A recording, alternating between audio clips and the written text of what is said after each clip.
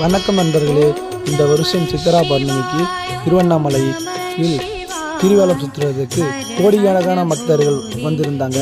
கால் வைக்க கூட இடம் இல்லை, அவ்வளோ கோடிக்கணக்கான பக்தர்கள். தமிழகத்தில் உள்ள அனைத்து பக்தர்களும் இந்த கிரிவலம் சுற்றுறதுக்கு இங்கே வந்துட்டாங்கன்னு சொல்லலாம்.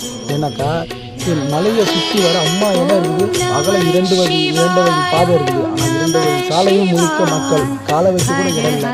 திருவண்ணாமலை தீபத்து அன்னைக்கு கூட இவ்வளோ கூட்டம் இல்லை, திருவண்ணாமலை தீபம் அன்னைக்கு கூட இவ்வளோ கூட்டம் இல்லை. எவ்வளோ கூட்டம்ன்றதை நீங்களே பாருங்கள்.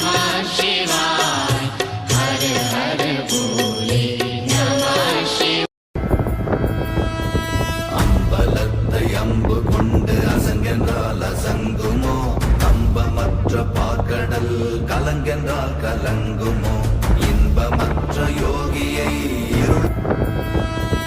அம்பலத்தை அம்பு கொண்டு அசங்கென்றால் அசங்கு